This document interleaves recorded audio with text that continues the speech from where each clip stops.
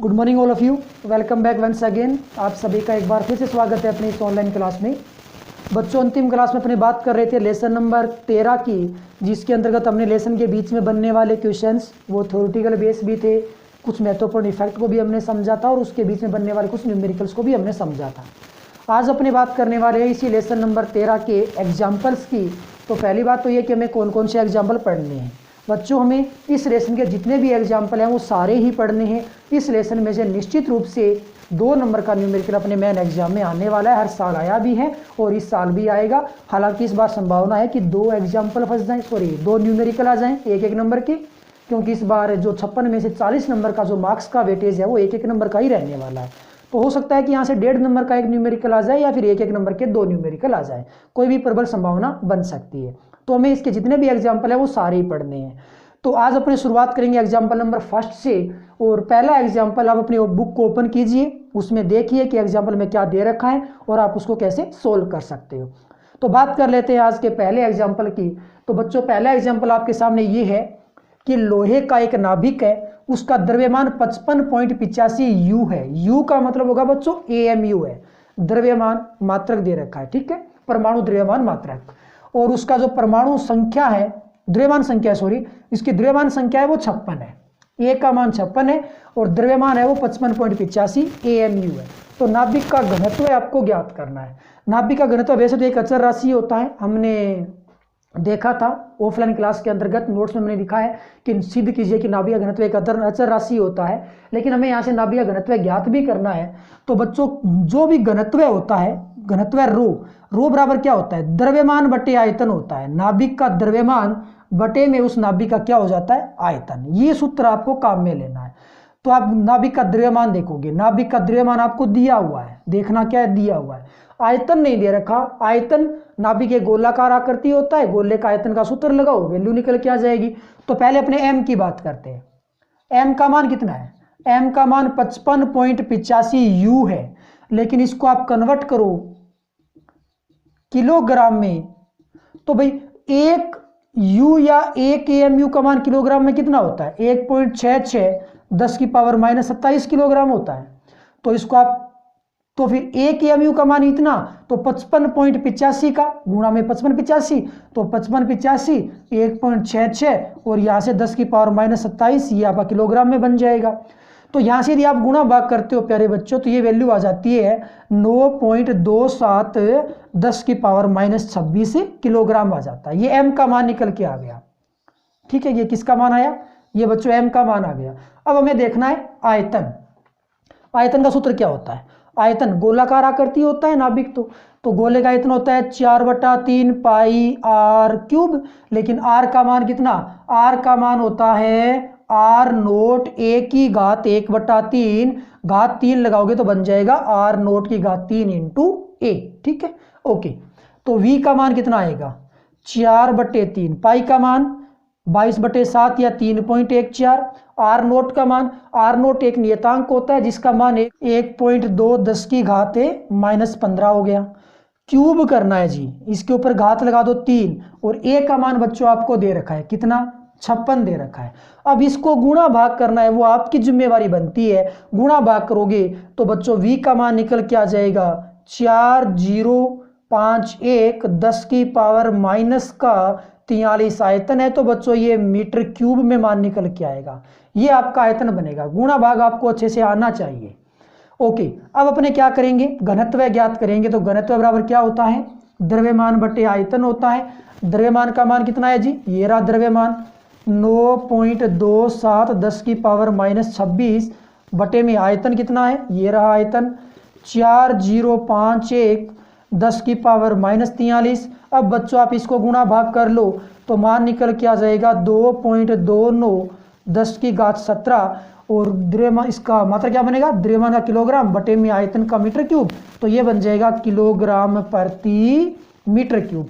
तो ये आपके लिए घनत्व का मान है वो निकल के आ जाएगा। कुल मिलाकर के गुणा भाग में मान के चलता हूँ, आप 12th क्लास के स्टूडेंट हो, आपको गुणा भाग आता है। तो निकालोगे कैसे, घनत्व बराबर होता है द्रव्यमान बटे आयतन। पहले आपने द्रव्यमान देख लिया, फिर आपने आयतन निकाल दिया और द्रव्यमान में आयतन का भाग लगाया, तो ये आपके सामने पहला क्वेश्चन है वो सोल्व होके आ गया था, ठीक है।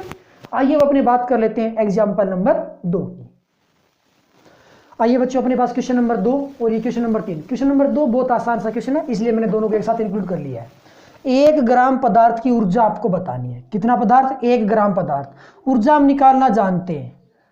डेल ई बराबर क्या होता है? सिंपल सा क्वेश्चन है। डेल ई बराबर होता है बच्चों डेल एम इंटू सी स्क्वायर। तो डेल ई का मान कैसे निकालोगे? डेल एम, 1 ग्राम है, ग्राम को किलोग्राम में बदलना जरा, 1/1000 या 10⁻³ किलोग्राम कह सकते हो। तो डेल एम का मान कितना है? 10⁻³ हो जाएगा। सी का मान 3 × 10⁸ स्क्वायर करना है, तो 3 × 10⁸ दोबारा कर दिया। तो डेल ई का मान बच्चों आसान सा निकल के आएगा, 3 3 9, 16 - 3 13, तो ये हो जाएगा 9 10⁻13, और ये मान किस में आ जाएगा? जूल में। ये इसका आंसर हो गया। ठीक है, छोटा सा क्वेश्चन था। हालांकि ऐसे क्वेश्चन इस बार आने की संभावना है, क्योंकि पेपर है वो अलग पैटर्न भी आने वाला, एक नंबर के ज्यादा क्वेश्चन आने वाले हैं। तीसरा क्वेश्चन देखिए क्या दे रखा है। 1 परमाणु द्रव्यमान मात्रक के तुल्य ऊर्जा का मान ज्ञात करो। हालांकि ये चीज हमने नोटबुक में कर रखी है, ऑफलाइन क्लास में हमने सीखा है। 1 परमाणु द्रव्यमान मात्रक के तुल्य ऊर्जा, इसीलिए मान ये आप खुद ज्ञात रखोगे, ज्ञात खुद से करना है आपको। लेकिन मैं बता देता हूँ फिर से कि 1 AMU का जो मान होता है वो 931.5 मेगा इलेक्ट्रॉन वोल्ट होता है। ठीक है, ये आप खुद से ज्ञात करोगे, लेकिन मान इतना आ जाएगा। 1 परमाणु द्रव्यमान मात्रक यानी कि AMU के तुल्य ऊर्जा का मान आएगा 931.5 मेगा इलेक्ट्रॉन वोल्ट। और कैसे आता है वो हमने अपनी नोटबुक में किया हुआ है, तो वहां से आप खुद चेक करोगे। इसी में आगे क्वेश्चन दे रखा है 8 और 16 की द्रव्यमान क्षति ज्ञात करो। इस क्वेश्चन को भी हमने ऑफलाइन क्लास में बहुत अच्छे से समझा है, लेकिन फिर भी मैं आपको बता देता हूँ कि 8 और 16 की द्रव्यमान क्षति कैसे निकालोगे। द्रव्यमान क्षति ज्ञात करना है तो आपको द्रव्यमान क्षति ज्ञात करना है ना, द्रव्यमान क्षति ज्ञात करना है, साथ में अपने ऊर्जा का मान भी देखने वाले हैं। डेल ई, यहां से द्रव्यमान क्षति नहीं बच्चों, अपने को क्या याद करना है? चलो अपने दोनों ही बात कर लेंगे, द्रव्यमान क्षति की बात कर लेंगे और कुल ऊर्जा की भी अपने बात कर लेंगे। ठीक है, द्रव्यमान क्षति तो आप ज्ञात कर लोगे, ऊर्जा ज्ञात करनी है तो आपको द्रव्यमान क्षति की ही जरूरत पड़ेगी। अब द्रव्यमान क्षति ज्ञात कैसे करोगे? जैसे कि ये कोई एक नाभिक है, 8 और 16 है, इसका निर्माण कब होगा? इसमें कुल कितने प्रोटॉन है? इसमें 8 प्रोटॉन है। कितने न्यूट्रॉन है? 8 न्यूट्रॉन है। तो 8 प्रोटॉन जोड़ोगे और 8 न्यूट्रॉन जोड़ोगे। बहुत अच्छा क्वेश्चन है, आई थिंक ऐसा क्वेश्चन इस बार आने की पूरी संभावना है 1 नंबर में। 8 प्रोटॉन जोड़ोगे, 8 न्यूट्रॉन जोड़ोगे तो किसका निर्माण हो जाएगा? ऑक्सीजन नाभिक का निर्माण हो जाएगा, क्योंकि ऑक्सीजन नाभिक में 8 प्रोटॉन है और 8 ही न्यूट्रॉन है। टोटल न्यूक्लियॉन्स कितने? 16 हैं। ठीक है, 8 और 8 मिला के 16 हो गए। तो द्रव्यमान क्षति कैसे ज्ञात करते हो? पहले 8 प्रोटॉन और 8 न्यूट्रॉन की द्रव्यमान देखो, उसमें से इसका द्रव्यमान आपको घटाना है, तो द्रव्यमान क्षति है वो निकल के आ जाएगा। ठीक है, तो पहले आप इसका कुल द्रव्यमान देखिए, फिर आप इसके बाद इसका द्रव्यमान माइनस कर दीजिए, तो द्रव्यमान क्षति का मान है वो निकल के आ जाएगा। तो अब इसका द्रव्यमान कितना बच्चों यहाँ पे दे नहीं रखा है, हालांकि आपको मैंने जब दिया हुआ मिलेगा, फिर भी मैं आपको बता दूं कि 15.9905 AMU ये ऑक्सीजन के नाभिक का द्रव्यमान होता है। 15.9905 होता है, यानी कि 16 से थोड़ा सा कम होता है, इसे थोड़ा सा कम होता है। ठीक है, समझ गए हम डेल एम कैसे ज्ञात करने वाले हैं? डेल एम के लिए सूत्र होता है अपने पास क्या? ZMP A - ZMN माइनस का द्रव्यमान किसका? ऑक्सीजन का। MO मैंने लिख दिया। कुल प्रोटॉन का द्रव्यमान, कुल न्यूट्रॉन का, ये प्रोटॉन का रहा, ये न्यूट्रॉन का रहा और ये नाभिक का रहा। चलो वैल्यू पुट करते हैं और डेल एम ज्ञात करते हैं। Z कितना ऑक्सीजन में? 8। एक मास ऑफ प्रोटॉन कितना होगा? 1.67210 हमें क्या करना है? AMU में निकालना है बच्चों। सारी वैल्यू जो है ना इसमें AMU वगैरह दे रखा है, जो भी मान है। तो द्रव्यमान किसका? प्रोटॉन का। AMU में कितना होता है? AMU में होता है 1.0076 प्लस A - Z। A का मान कितना है? A का मान बच्चों 16 है। 16 - 8 में सीधा लिखता हूँ, 8 बचेगा। और MN कितना होगा? 1.0086 और माइनस ये हो जाएगा कितना? 15.9905। ये सारे मान आपके AMU में होंगे भाई, ऐसा कुछ हो जाएगा। तो डेल M कितना बचेगा? मल्टीप्लाई करना 8 को इससे, 8 6 के 48, 8 7 56, 4 60, 6 0, ये हो गया भाई। 8 को इससे मल्टीप्लाई करोगे, 8 6 के 48, 8 8 64, 4 68, 6 0 और ये हो गया भाई। माइनस किसको कर देना है? 95, 15.9905 और ये सारे मान आपको किस में मिलेंगे? AMU में मिलेंगे। यहाँ से आप जोड़वा की गुणा भाग करोगे तो मान मिलेगा 0.8 1 3 6 9 और यहाँ से ये आपको बच्चों मिल जाएगा किसमें, AMU में मिल जाएगा। किस में आ जाएगा, AMU में। अब आपको ज्ञात करना है डेल ई, तो डेल ई बराबर क्या होता है, डेल एम इंटू सी स्क्वायर होता है। तो डेल ई बराबर क्या बन जाएगा, डेल एम का मान कितना 0.1369, ये मान तो आपका हो गया AMU इंटू हो गया सी स्क्वायर, AMU इंटू सी स्क्वायर ये रहा जी 931.5। तो डेल ई बराबर 0.1369 इंटू आ जाएगा 931.5। समझ गए होंगे, हमने ऑफलाइन क्लास में इसको अच्छे से समझा है। यहाँ वैल्यू पुट करेंगे तो मान किस में आएगा, मेगा इलेक्ट्रॉन वोल्ट में आएगा। और ये डेल ई आप गुणा भाग करोगे तो मान बच्चों अपना आंसर बन जाएगा 127.5 मेगा इलेक्ट्रॉन वोल्ट। और ये परसेंट सी स्क्वायर भी साथ में चलता है, ठीक है। ये पर सी स्क्वायर के रूप में ही अपनी वैल्यू रहती है, इसमें टेंशन वाली बात नहीं है कि पर सी स्क्वायर कहाँ से आए, ये पर सी स्क्वायर के साथ में अपने पास में वैल्यू रहता है। ओके, तो ये अपने लिए डेल ई का मान निकल के आ जाएगा। और डेल एम भी हमें देखना था तो ये अपने लिए डेल एम आ जाएगा, ये AMU में निकल के आता है। हालांकि यहाँ से आपको डेल एम नहीं पूछेगा, आपको मेन एग्जाम में डेल ई पूछा जाएगा। तो ये अपने पास एक तरीका होगा डेल ई ज्ञात करने के लिए, ठीक है। तो ये अपने पास एग्जाम्पल नंबर 3 हो गया। अब अपनी बात करते हैं एग्जाम्पल नंबर 4 की। तो बच्चों क्वेश्चन नंबर 4 अपने पास ये रहा, किताब में देखिए क्वेश्चन नंबर 4 अच्छे से आपको क्या दे रखा है।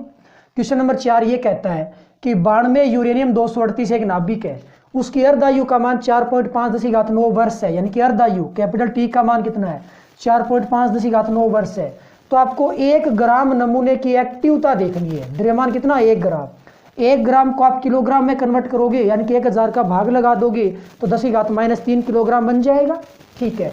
एक्टिवता मतलब कि आर का मान आपको बताना है, एक्टिवता क्या हो जाएगी, कितनी हो जाएगी।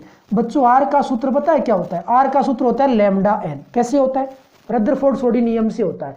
रदरफोर्ड-सोडी का नियम क्या कहता है कि dN/dt नाभिकों की विघटन की दर समानुपाती n होता है। मोड की बात करें माइनस छोड़ दिया मैंने, समानुपाती निशान हटाते हो क्या आता है, लैम्डा आता है जी, लैम्डा n हो गया। और dN/dt को ही आप क्या कहते हो, r कहते हो ना। नाभिकों के विखंडन की दर क्या कहलाती है, r। तो बच्चों r का मान है वो कितना बन जाता है, ये बन जाता है लैम्डा n। तो यहाँ से सूत्र कौन सा काम आ जाएगा अपने, r बराबर लैम्डा n। यानी कि आपको एक्टिवता देखनी है तो आपके पास लैम्डा होना चाहिए और आपके पास कुल नाभिकों की संख्या होनी चाहिए। दोनों को गुणा करोगे r का मान निकल के आएगा। तो यदि अपने को r ज्ञात करना है तो पहले लैम्डा ज्ञात करेंगे और फिर n ज्ञात करेंगे। लैम्डा क्या होता है, लैम्डा अक्षांक होता है, कितना होता है 0.693 बटे कैपिटल टी, ये एक सूत्र होता है लैम्डा के लिए। तो बच्चों लैम्डा का तो सीधा समान आ जाएगा बटे टी, टी का मान कितना 4.5×10⁹ प्रति वर्ष मात्रक हो गया। गुणा भाग मत करो अपने, शायद ये आगे चल के कहीं ना कहीं वैल्यू पुट करेंगे तो शायद कट सकते हैं आपस में। लैम्डा का मान इतना हो गया, ठीक है। अब हमें कुल नाभिकों की संख्या n का मान देखना है। कुल नाभिकों की संख्या कैसे ज्ञात करते हैं, गौर से सुनना। अपने पास ये है 92 यूरेनियम 238। यदि आपको याद हो तो हमने क्लास में एक बार पहले डिस्कस किया था कि ये जो वैल्यू होती है 238 वाली वैल्यू, ये हमेशा ग्राम में होता है। इसमें होता है ग्राम में, यानी कि यूरेनियम का भार कितना है 238 ग्राम है। और इसके अंदर जो कुल नाभिकों की संख्या होती है ना, वो हमेशा अवोगाद्रो संख्या होती है। दोबारा सुन लो, जैसे 1H2 है, ठीक है, तो ये 2 किस में है, ग्राम में है। और 2 ग्राम में हाइड्रोजन के कितने अणु होंगे, अवोगाद्रो संख्या हो जाएगी Ne, अवोगाद्रो संख्या होगी, ठीक है। इसी प्रकार 238 ग्राम में अणुओं की कितनी संख्या होगी, अवोगाद्रो संख्या होगी, जिसका मान 6.023 10⁻23 होता है। थोड़ा और बात कर लें, जैसे 6C12 है तो 12 किस में है भी, ग्राम में है। और 12 ग्राम में कार्बन के कितने अणु होंगे, अवोगाद्रो संख्या होगी Na होंगे, इतने अणु होंगे। 12 ग्राम में कार्बन के इतने अणु, 2 ग्राम में हाइड्रोजन के इतने सेम अणु, और 238 ग्राम में यूरेनियम के भी सेम अणु, कितने अवोगाद्रो संख्या के बराबर अणु होंगे, यानी कि नाभिक होंगे। और फिर अवोगाद्रो संख्या होती कितनी है 6.023 गुणा 10⁻23 होता है। तो हम ये कह सकते हैं कि 238 ग्राम यूरेनियम में नाभिकों की संख्या, 238 ग्राम यूरेनियम में नाभिकों की संख्या कितनी, अवोगाद्रो संख्या के बराबर, जिसका मान होता है 623 10⁻23। हमें कितना यूरेनियम देखना है, आपको तो 1 ग्राम में देखना है। 1 ग्राम में यूरेनियम में नाभिकों की संख्या कितनी हो जाएगी, तो बटे में लगा दोगे भाई, ये हो जाएगा 10 की पावर 2 3 और बटे में कितना आ जाएगा, ये आ जाएगा 238 ग्राम। लेकिन ग्राम को कन्वर्ट करो किलोग्राम में तो -3 साथ में हो गया। तो 1 ग्राम यूरेनियम में नाभिकों की संख्या तो इतनी निकल के आ गई। तो अपने पास क्या था, R बराबर था लैम्डा n, लैम्डा हमने निकाल लिया, ये रहा लैम्डा, n ये रहा n, कितने में 1 ग्राम में। कितनों को क्षेत्र करवाना था, 1 ग्राम को। तो 1 ग्राम में नाभिकों की संख्या बच्चों ये रही और लैम्डा का मान ये रहा। अब आप आसानी से R का मान ज्ञात कर सकते हो। कैसे, R बराबर होता है लैम्डा n, तो यहां से लैम्डा का मान रखो, लैम्डा का मान ये रहा 0,693 बटे 4.5 10 की घात 9 गुणा n का मान बच्चों ये रहा 6023 10 की घात 23 बटे 238 और 238 किलोग्राम में -3 साथ में। अब इसको गुणा भाग कर लो बच्चों, गुणा भाग करोगे तो वैल्यू आएगी 1 2 3 10 की घात 4 और बेक्रेल इसका मात्रक होता है 1.23 10 की घात 4, 1 2 3 10 की घात 4 बेक्रेल इसका आंसर निकल के आ जाता है। तो ये अपने लिए R का है वो अंतिम मान निकल जाता है। यानी कि R ज्ञात करना तो लैम्डा भी पता होना चाहिए और n भी पता होना चाहिए। लैम्डा यहाँ पे एक क्षांक होता है और n यहाँ पे 1 ग्राम में कुल नाभिकों की संख्या कितनी है वो यहाँ पे होती है। पहले हमने दोनों मान निकाले, फिर R बराबर लैम्डा n में वैल्यू पुट कर दी तो आंसर अपना निकल के आ गया था। सो बच्चों आज के लिए बस इतना ही। कल अपने बचे हुए क्वेश्चंस को आगे बढ़ाएंगे। तब तक के लिए बाय, थैंक यू।